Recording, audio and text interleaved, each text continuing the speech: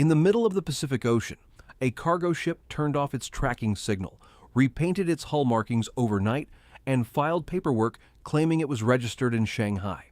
It wasn't. It was American-owned, Greek-operated, and carrying Russian crude oil. And it got away with it. This is the invisible war being fought on the world's oceans right now, and most people have no idea it's happening.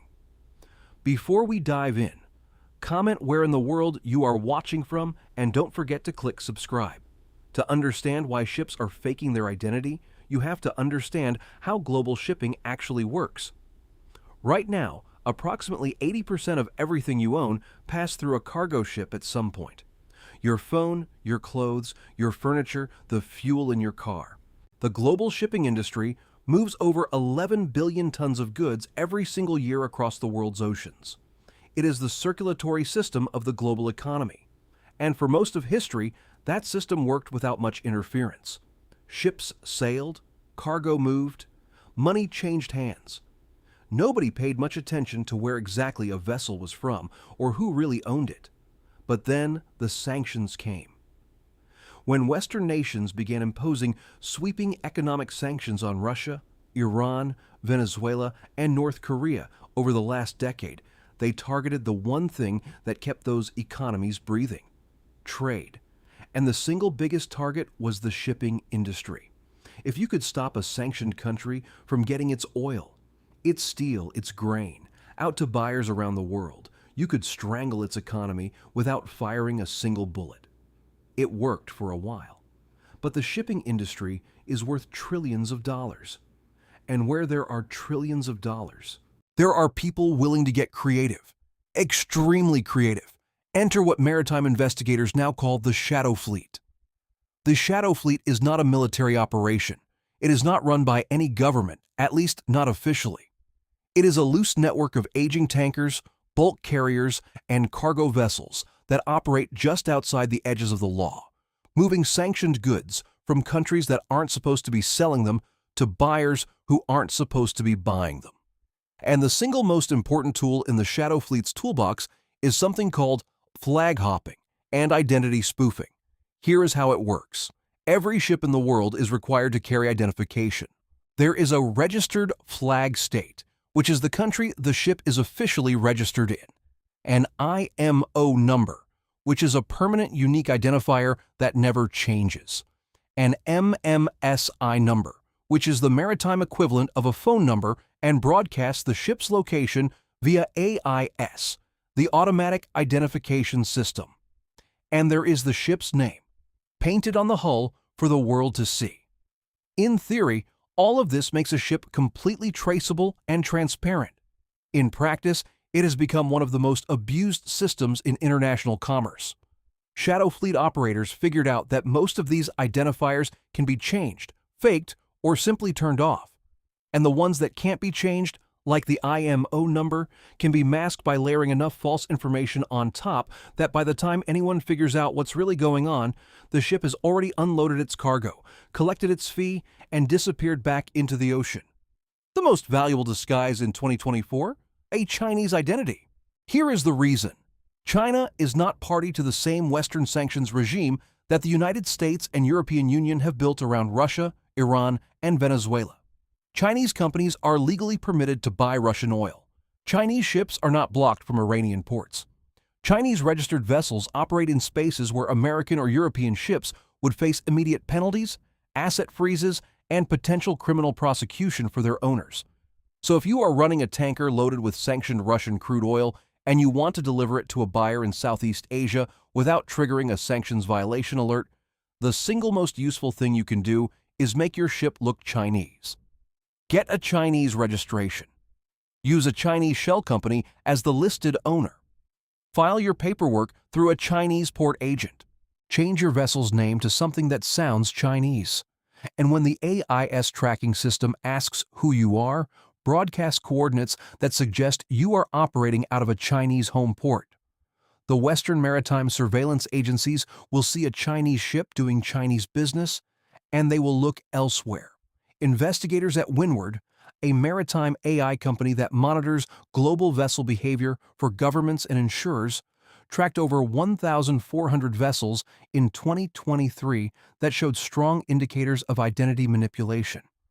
The tactics ranged from simple AIS spoofing, broadcasting a false location while actually sailing somewhere entirely different, to full vessel identity theft, using the IMO number of a legitimate ship and rebroadcasting it from a completely different vessel entirely. In some documented cases, two ships were simultaneously broadcasting the same unique identifier on opposite sides of the globe. The United Nations Conference on Trade and Development estimates that the shadow fleet grew to include between 600 and 800 active vessels by the end of 2023. Other organizations put the number higher. These are not small boats. These are supertankers. Some of them are carrying over 2 million barrels of oil per voyage. The financial scale is staggering. At current market prices, a single voyage by a large crude oil tanker carrying sanctioned Russian oil to buyers in India or China generates somewhere between $20 and $50 million in revenue. The shadow fleet is not a fringe operation. It is a full-scale parallel shipping industry, and it is creating some genuinely dangerous situations on the water, because shadow fleet vessels are running outside the legitimate shipping system. They are also running outside the insurance and maintenance systems that keep commercial ships safe. A properly operated tanker is inspected regularly, carries full insurance, follows strict maintenance protocols, and is crewed by licensed mariners who have been vetted. Shadow fleet ships frequently operate with expired certifications, minimal crews, and no meaningful insurance coverage. Several have run into serious trouble. In January 2024, a Russian shadow fleet tanker called the Turba suffered an engine failure in the Turkish Straits, one of the most congested shipping corridors in the world. It had to be towed clear before it blocked the strait entirely. Investigators found it was operating with a crew of just 9 on a vessel that required at least 24 mariners to operate safely. In February 2024, a shadow fleet ship called the Pablo caught fire off the coast of Malaysia. It took 3 days to extinguish the blaze, and the vessel lost a significant portion of its cargo into the ocean. The environmental risk is not theoretical. These ships are carrying millions of barrels of crude oil through some of the world's most ecologically sensitive shipping lanes with no meaningful safety infrastructure underneath them. But the Western governments that impose the sanctions are discovering that stopping the shadow fleet is genuinely, profoundly difficult. The fundamental problem is jurisdictional. International waters are exactly that. International. No single country controls them. A ship flying a Gabon flag, owned through a Hong Kong shell company, operated by a Greek shipping manager, crewed by Filipino sailors, and carrying Russian oil to Indian buyers, is touching the legal jurisdiction of 5 or 6 different countries simultaneously. And none of those countries necessarily have the will or the legal authority to stop what it's doing. The United States Treasury's Office of Foreign Assets Control, OFAC, can sanction individual companies and vessels. The European Union can follow suit. But sanctions are only effective if the target has assets or operations that fall within the sanctioning country's reach. A shell company registered in Dubai that owns no American assets and has no European business can be sanctioned all day long and simply not care. The response from Western enforcement agencies has been to lean harder on what they can actually control. They have started going after the financial infrastructure around the shadow fleet, the insurance companies, the banks, the port agents, the commodity brokers who connect buyers and sellers. In 2024, the United States sanctioned several major commodity trading firms that had been facilitating sales of Russian crude through shadow vessels, and imposed secondary sanctions on non-American banks that were financing shadow fleet operations. But the shadow fleet's operators are adapting. They have become extraordinarily sophisticated at structuring transactions to minimize exposure, using chains of shell companies across multiple jurisdictions, routing payments through non-Western banking systems, using cryptocurrency for portions of transactions that might otherwise leave a paper trail. The chase is real, and so far, the shadow fleet is staying ahead of it. Some maritime law experts are now arguing that the entire framework of economic sanctions as a policy tool is being fundamentally challenged by what the shadow fleet represents. Because the shadow fleet didn't just grow in response to Russian sanctions, it was already there, built over 2 decades of sanctions on Iran and Venezuela, before the Ukraine war added a massive new source of demand for its services. The infrastructure for evading sanctions at scale, the shell companies, the compliant flag registries, the corrupt port officials, the shadow bankers, all of it was already in place when the West decided to sanction Russia in 2022. And Russia, which had watched Iran navigate sanctions for years, knew exactly where to find it. What we are watching is not a temporary workaround.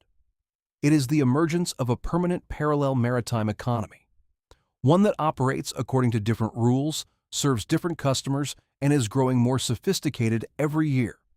The ships pretending to be Chinese are not going away. They are getting better at pretending.